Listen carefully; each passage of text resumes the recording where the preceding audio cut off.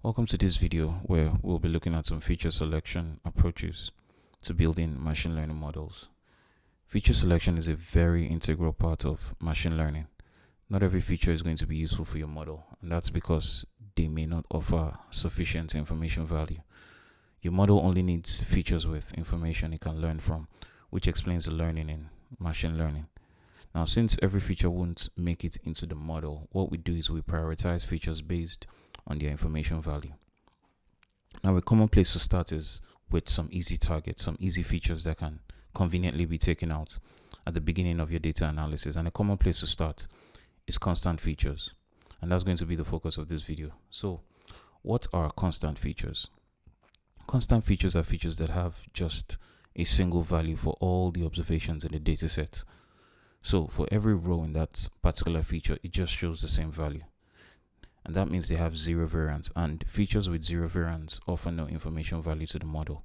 Now in this video, I'm going to show you 3 different approaches we can use to remove constant features from a data set before you train your model.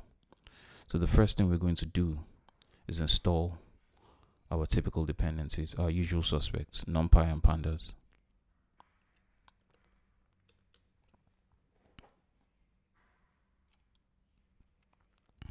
We're also going to need train test split and another library called variance threshold from scikit-learn. And I'll explain what those do in a second. But first of all, let's import those dependencies.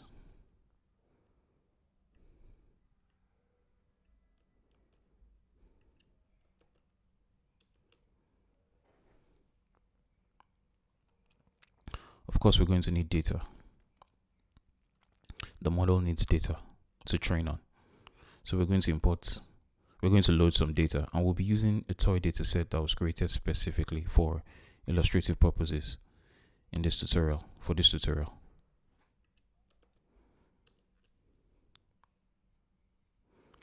Now let's observe the shape of this data set. So our initial data set has 50,000 rows and 301 columns. The next step in the process will be splitting the data, and this is primarily done to avoid overfitting. So that means we will select our features based on our assessment of just the training sets only, and whatever features are rejected or selected in the training sets can also be rejected or selected in the test sets. But we don't want information picking across both sets, so that's why we have to separate them and run the assessment only on the training set.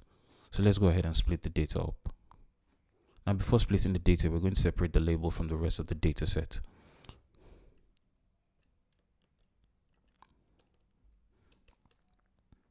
Now that the label has been separated from the rest of the data set, we can conduct the split operation.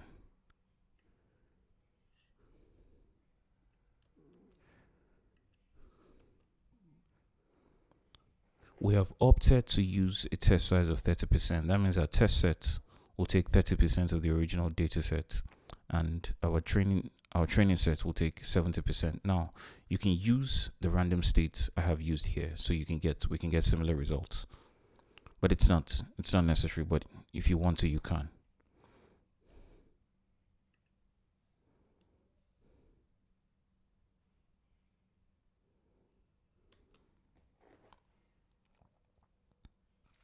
So now that we have split the data, we can go ahead and remove constant features.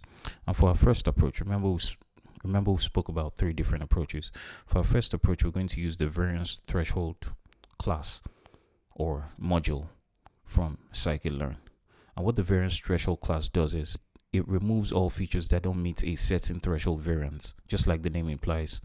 So for this particular instance, we're going to set our threshold to 0, because constant features typically have 0 variance.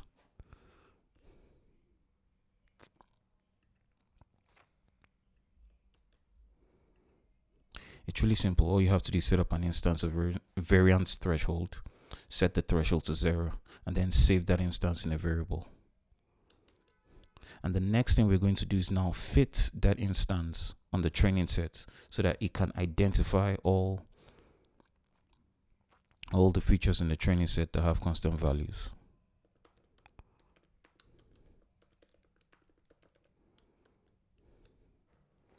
It's a quick operation. It has done that. And the next step in the process will then be, I guess at this point we can just print out the number of constant features. But before we do that, we have to find the number of features that were retained. Those were the features that didn't have that didn't have constant values. And what we can do is use the get support method that comes with the variance threshold class to access that number. All we just have to do is get the sum of all the features that were retained.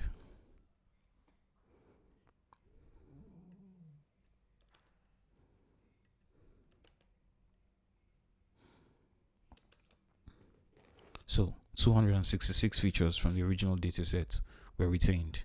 Let's see if we can grab the number of constant features that were found in the dataset. Now, before we run this code cell, I just want to let you know that this icon right here is used to exclude non-constant features. We initially had 34 constant features, or features with constant values in the data frame. And if you add that to the number of features that had non-constant values, you can see we're right back at 300 descriptive features from the original data set. So 34 features in the data set show the same value. Now, something to note here is that variance threshold actually returns a NumPy array. It doesn't return a data frame with, the column names. So what we have to do is capture the names of the retained features first, and then once we capture those names, we can now remake the data frame much later and attach the names to them. So let's go ahead and grab the names of the features that were retained.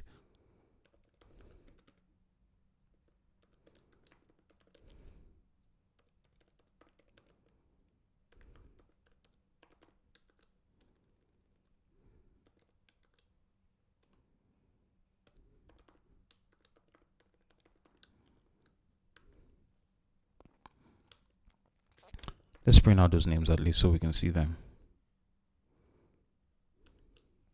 Like I said, it's a toy data set. It's not really a real world actual data set. So we've just used arbitrary naming for them. But in any case, you can see a list of the data sets, a list of the features that were retained. So at this point, we can go ahead and transform our training test and test set to just preserve the non-constant features.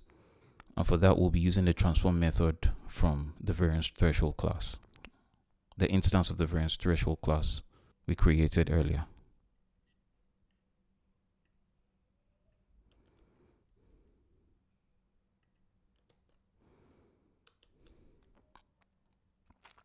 Let's print out their shape just to confirm their shapes, just to confirm the operation was successful. So we have successfully trimmed down the number of features in our data set from 300, the number of descriptive features in our data set, or predictor features in our data set, from 300 to 266. All right, let's now try our second approach. And this second approach only works with numerical values because we'll be using the standard deviation function, or the standard deviation method from pandas to take out constant features. So the first thing we're going to do, as usual, is separate our training set from our test set. I'll just go up and copy the code. It's the same train test split code. Now let's confirm that the operation has indeed been successful by observing the new sizes of both sets. Just like the first approach, our training set and our test set operations, splitting operations, were successful. The test set has taken 30% of the original data frame, while the training set has taken 70%.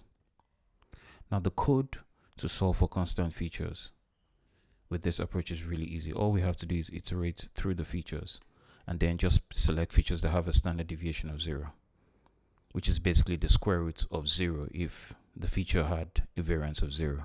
So that's all we'll be doing.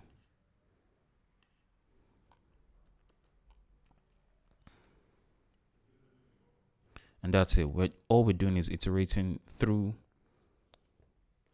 the columns in the training sets, and for each of those columns, if they have a standard deviation of 0, they will be selected into the list, and that list is ultimately stored in a variable called constant features.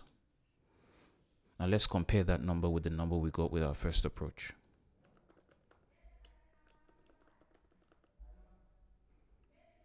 Let's just grab the length of the features that were eliminated. And as we can see, 34 features were eliminated, just as they were initially in the variance threshold approach. So let's go ahead and drop the constant features from our training sets and our test sets. And again, the code for that is really simple. That's all we have to do. Just use the drop feature from pandas. And again, remember, we're dropping along the one axis and we're preserving the original positions. It's very important to take note of that. Let's just observe their shapes again and be sure the operation was successful.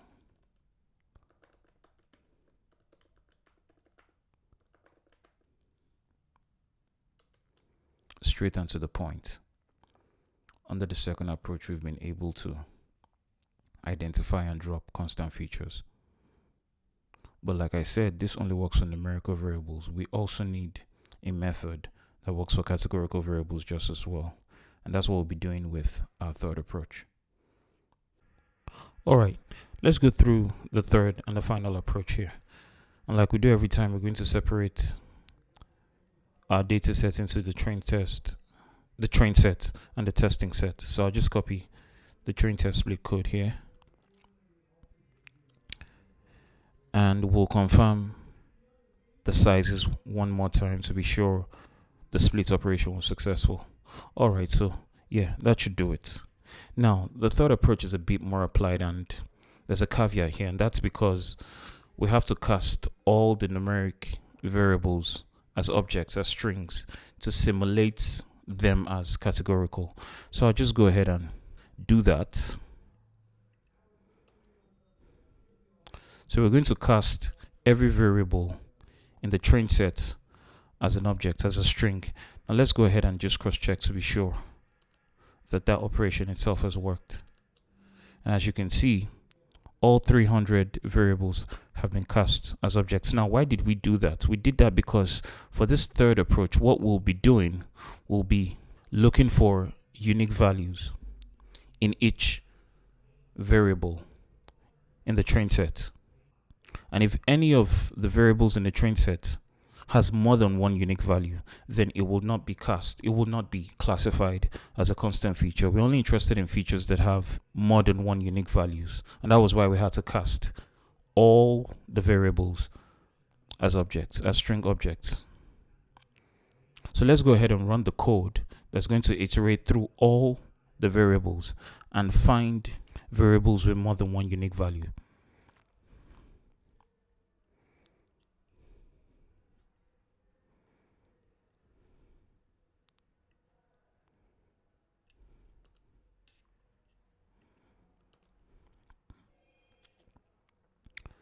Basically using the same code we used in the previous approach, but the only difference is this time, instead of searching for variables with a standard deviation of 0, I'm looking for variables with just a single unique value. And then we're going to store that in a variable called constant features. So let's see how many variables this approach was able to cast as constant features or constant variables. We got the same answer this time, just like we did the last time. So let's go ahead and drop them.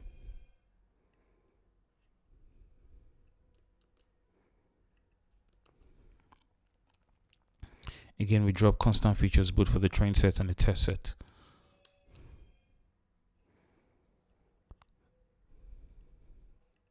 Now let's confirm that our application was successful. Our operation was successful. There you go. So there you have it. So just a brief recap. We went through three different approaches to dealing with constant features.